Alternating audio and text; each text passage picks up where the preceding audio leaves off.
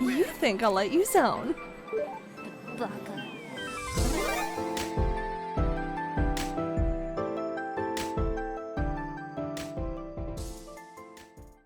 Hey all, I'm back again with another review, and this time it's a classic, well more so a niche game than classic, as I don't think it was very popular in the West. The game I will be going over is Klonoa the Phantasy Reverie Series, but more specifically Klonoa Door to Phantomile, which is its third release because it had a 1997 PlayStation release and a 2008 Wii remake, which this version is based on. Originally, Klonoa Door to Phantomile was a late 90s platformer developed and produced by Namco.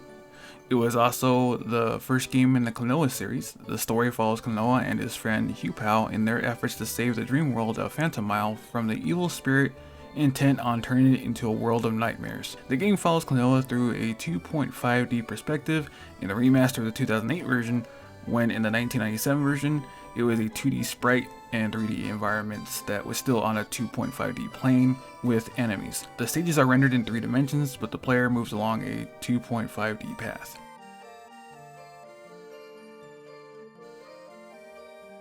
Our story begins with the legend of the land of Phantomile, a place where it is fueled by the very dreams people have every night, so no one can clearly remember the dreams they have had, even if they occurred very recently or were very lucid. A dog, rabbit, cat boy thing named Klonoa, who lives in the town of Breezegale with his grandfather, has been having the weirdest dreams about a mysterious dark airship crashing into a nearby mountain. After his ship crashes into the mountainside very soon, Klonoa and his new friend Hupao decide to investigate on their own. Klonoa reaches the top of the mountain only to find 2 mysterious beings. Klonoa learns that the leader's name is Gladius, who wants to control the world, and his butt monkey clown called Joka. The pair are searching for a pendant that holds certain powerful magical properties that help the diva with her song that can save the world, and with that song from the diva Lapis, who decided to have a nap after her ship crashed. Gladius will not let her save the world and decides to kidnap her as he wants darkness to flood the land by his will. After telling his butt monkey to search the diva for the pendant, he can't find it on her. Klonoa and Hupao talk too damn loud. Gladius overhears them spying and orders Joka to get rid of them. Klonoa and Hupao try to leave, but Joka will not let them go that easy. Klonoa wants to know who they are, but Joka isn't saying anything, instead just sicks a Rongo Longo on them. To beat this moth, Klonoa needs to run around the bell and hit it in the ass. After beating its ass, Joka runs off saying it isn't over, and the boys find out that the moon pendant was hidden in the bell.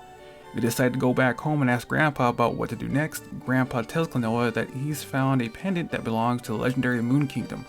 Grandpa doesn't really know if the Moon Kingdom is real, but what he does know is that Gladius is not a good guy and is worried about the girl. They cannot do this rescue on their own, so Klonoa needs to go to Forlock Forest and ask for Granny's help. At the forest, a guardian holds Klonoa up, asking why is he here. Klonoa says that he's from Breezegate and his grandpa sent him here to ask Granny for help. The guardian tells them that they have been on the edge ever since strangers have been looking for something in the forest. The guardian tells Klonoa to find the keys to get to Granny.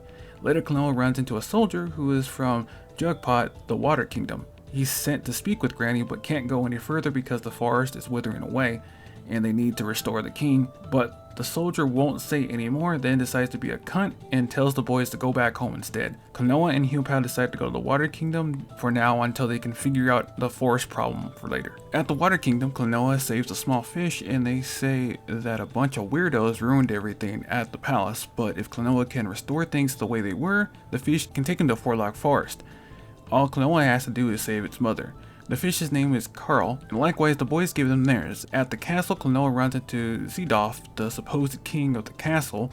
Klonoa finds out that Seedoff is a Gladius underling and is here to stop the cat dog brat with the help of the brainwashed Pamela. To beat the pair, you need to grab Seedoff and throw him at Pamela at her side when she jumps to knock some sense into them. After beating down this one-note villain who isn't worth the death, Pamela is freed. We are shown that the king was just brainwashed as well, because Joka was behind all the evil going on at the Water Kingdom, apparently. Klonoa can't take his wine anymore and shoots him into the water. The king wakes up from the spell and is told what happened.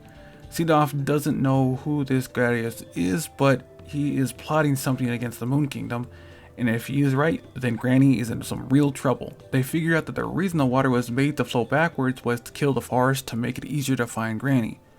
While Klonoa goes back to the forest, the king will fix the flow of the water and turn it back to normal. Carl is called upon to take Klonoa back to the forest, and once there, the plants are thriving yet again, so Klonoa can continue from where they left off. After getting closer to Granny, Klonoa runs into another guardian. They want to go to Granny's place, but the guardian accidentally mistakes them for evildoers as well, but they explain and the guardian tells them that her house has been taken over. The guardians were all kicked out, but Klonoa and Hupal still think there is a chance to help Granny.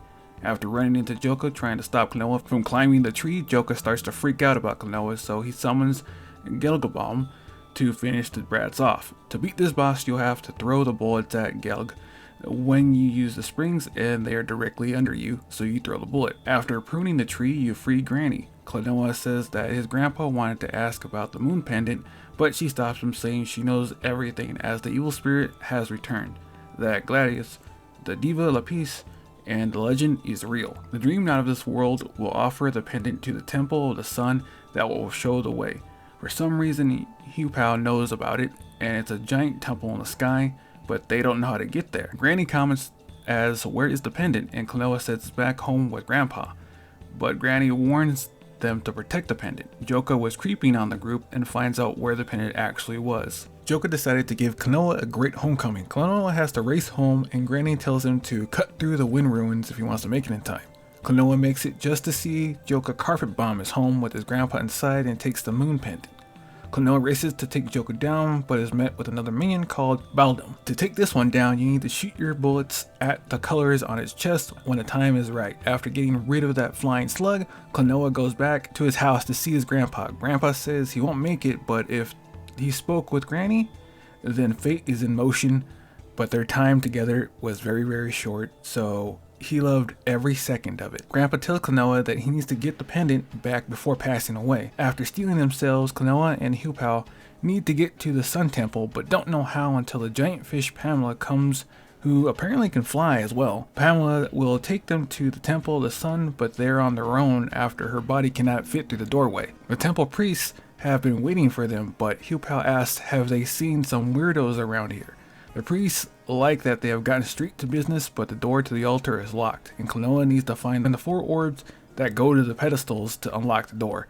The orbs have been taken by Gladius' minions, so Klonoa will need to take them back by force. The priests ask Klonoa to get the orbs back because they have been a little bit of a pussy who can't fight by themselves and won't really do much or be much help. I do love that they do tell Klonoa to not fuck this job up or they will mess him up. I'm like, what do you say fuck me for? After taking back all 4 orbs, Klonoa has turned something on, and the priests tell him the path is now opened, but he has permission to use it. Klonoa needs to hurry up though and use it as Gladius is using the moon pendant to cause a solar eclipse and close the pathway. The priests tell Klonoa that Gladius was an evil nightmare that was sealed away 3,000 years ago but has returned for revenge. Now hurry up and jump into the light. Klonoa finds the high priest on the floor. More is the keeper of the sanctuary in the sky, but Klonoa wants to know where Big Nose went to, and Mori says he has opened the moon gate already, and with that the legendary kingdom will return.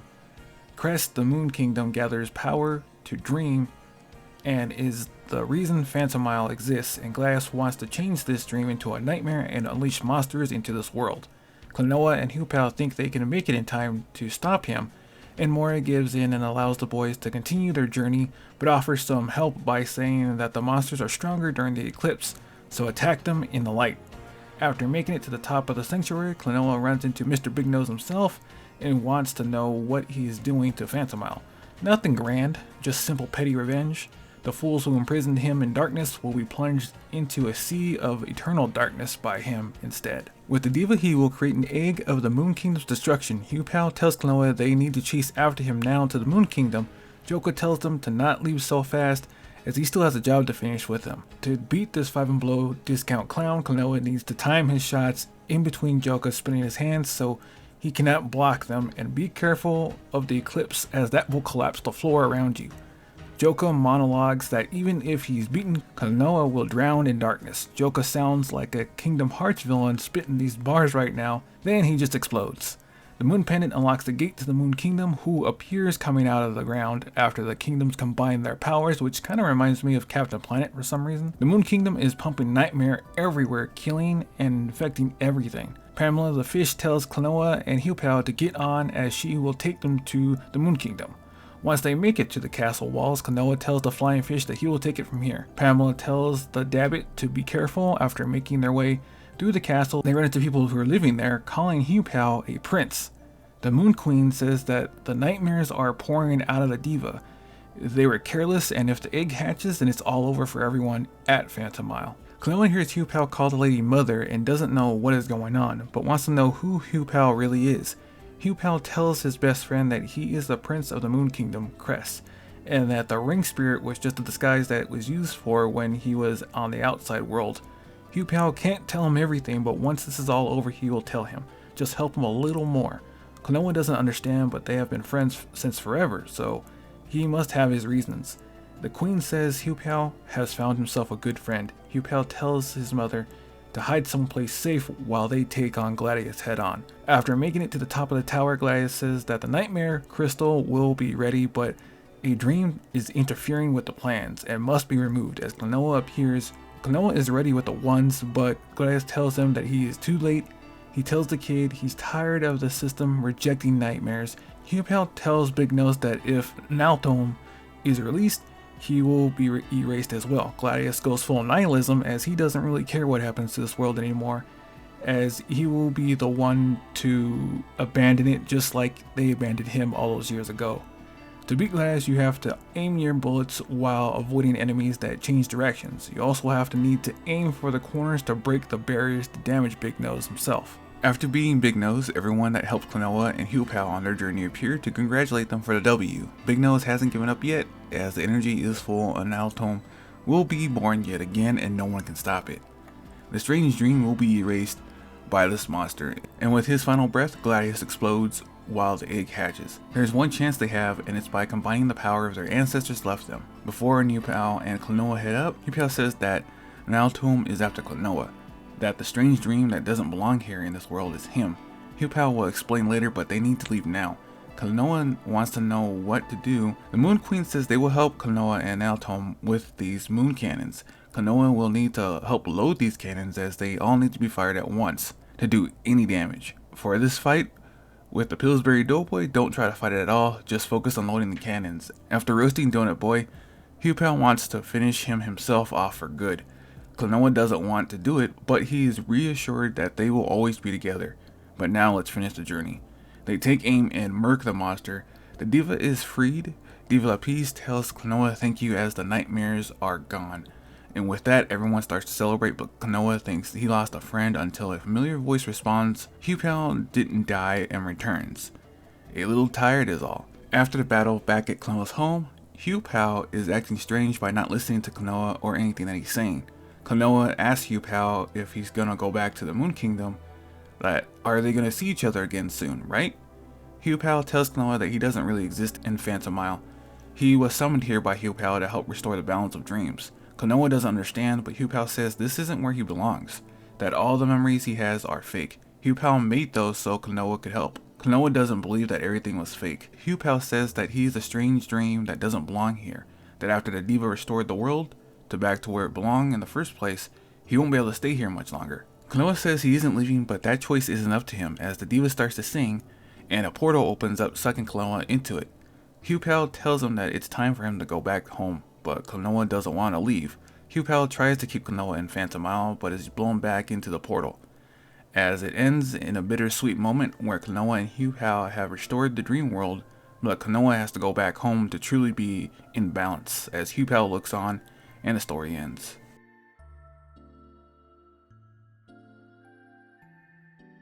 Klonoa Door to Phantomile is kind of simple because it's based on the 1997 version where it's a platformer where Klonoa can jump and flutter to get some hang time to try and make longer jumps, but if you are wondering how Klonoa kicks nightmare butts is by using the wind ring to grab and using them as a wind bullet. You can either use them for an extending double jump or as well, a bullet to attack with.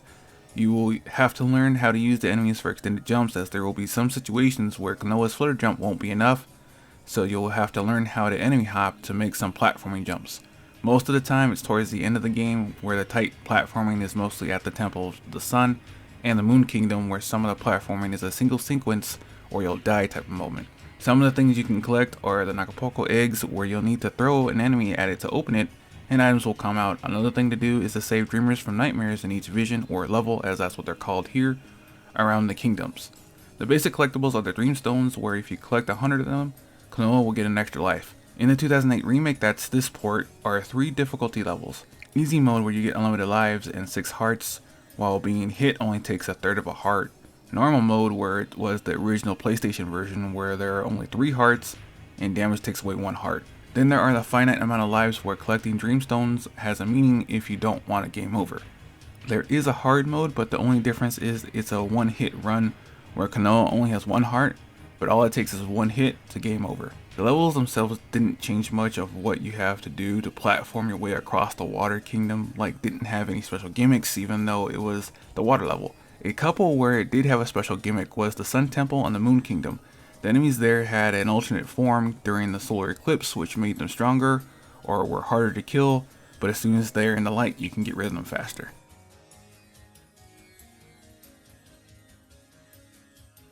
This port of the 2008 Wii remake is pretty fun and has the classic platforming charm, but I wanted to know if it has the same voice clips from the PS1 original, because it sounded like it to me at first. But oddly enough there isn't, and the 2008 remake has different dialogue, so you don't have to worry about that part, if you don't care about that. But they tried to keep the spirit of the original by having the same audio sounds. Klonoa Door to Phantomile is a short platforming adventure if you play these types of games often, where on easy mode you can beat the game in about a little over 3 hours. Normal mode, which is the PS1 difficulty, clocks in about 4 to 5 hours your first time going through, and hard mode is as long as it needs to be with your skill level, but I'm not trying that one. You can get Klonoa the Phantomile Reverie Series for $39.99 on all digital platforms, or cheaper if you buy it on Steam when the sale comes around. The only controversy Bandai Namco had with this remastered port was that they were charging like $20 extra for skins in an OST, which you could only listen to in an app they had for viewing artwork for the game instead of just giving the MP3 files to the OST to people.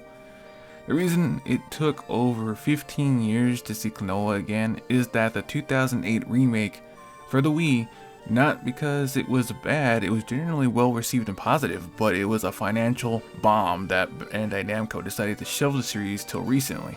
Overall, it is a fun and laid-back game to pass the time if you ignore all the drama of Klonoa seeing people die, or almost to even being lied to about your connections to people. That's why I give Klonoa Door to Phantomile an 8.5 out of 10 for Bandai Namco trying with Klonoa one more time to see if it sticks around. But with that being said, I wonder if I should get back into stealing stuff in the next game or not. Stay gold guys, and I'll see you in the next video.